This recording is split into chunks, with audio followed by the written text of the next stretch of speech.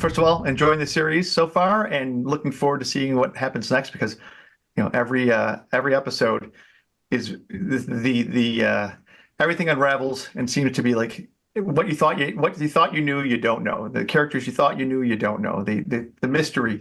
So what was it like joining a series like that? Yeah. Well, I think no, No, no, no. go. That's all right, man.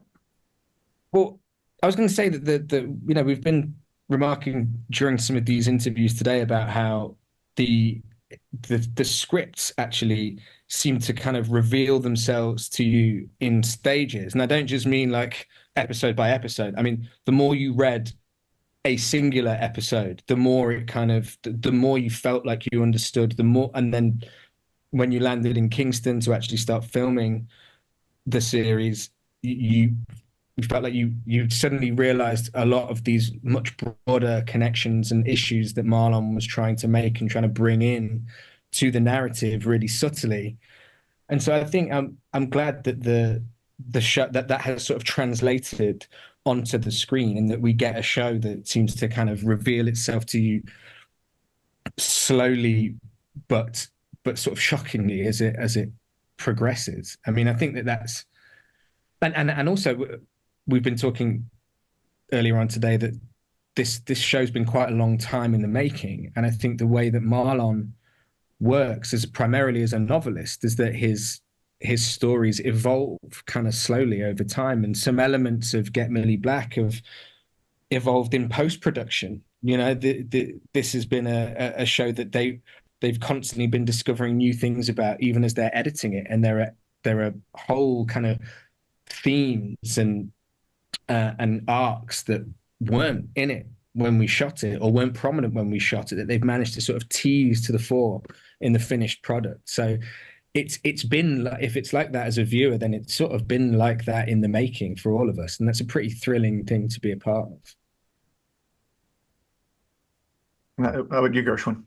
No, like without like trying to copy what Joe said, like absolutely. For me, I think it was also like being of British Caribbean heritage myself. You think you know what the Caribbean is, or you think you know what the Caribbean is, but for me, the experience is as a Trinidadian. So you think you might get a grasp of, oh, when I land and touch down, like I'll just slide in. But then you get to Jamaica and you just don't understand how vibrant the place is and the beauty of the place, but the complexities of the place at the same point in time. The Jamaica that we ended up discovering wasn't the hotel resort Jamaica. No, it was like, like the real stories that are missed because, the Marlon Jameses of the world aren't always given the opportunity to tell stories like this, or they're not given the platform to highlight sort of stories like this. So yeah, an incredible experience. And Joe, by the end of episodes 3, we see Luke in a very different light. What is it like? You start this series off, with the audiences kind of seeing him in one light, and then completely shift. What is it like playing that duplicity?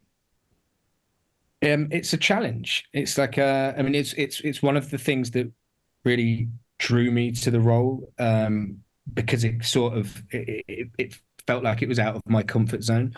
But yeah, I guess the fact that in episodes 1 to 3, as an actor, you're constantly playing two things at the same time because you want to, if there's anyone out there that cares to get Millie Black a second watch through, you maybe want to leave enough subtle tells in there that they might be able to say, right, okay, well, there was a moment where like the crack showed a little bit, but you can't give it away. You can't telegraph it, otherwise then the reveal is ruined. So yeah, it was a really challenging role to play, but a really exciting one at that. I mean, I came into I was sort of one of the last pieces of the jigsaw cast wise, and I mean I didn't have a big lead up in terms of preparation. And in a way, as terrifying as that was, it was kind of good because Holborn is a character that, as things start to unravel later on in the series, has to kind of think on his feet, is flailing, is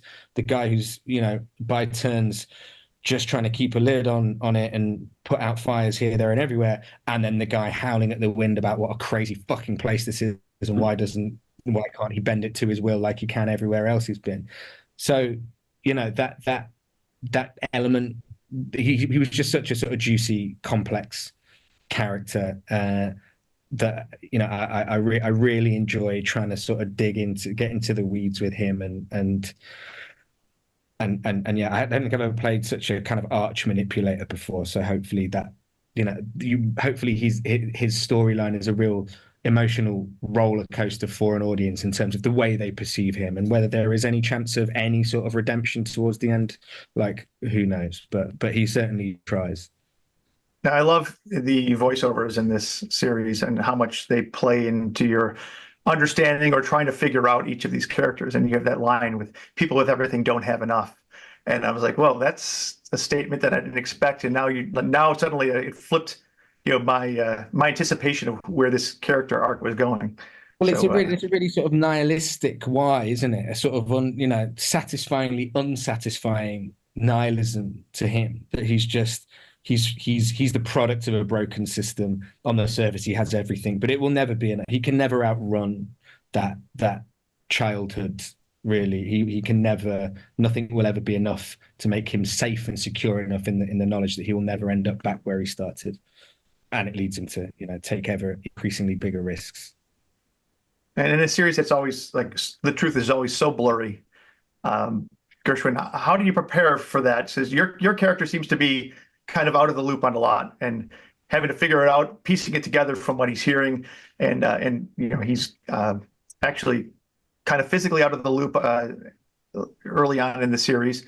So what was it like playing that and having those, like, piecing together that the secrets that everyone's hiding?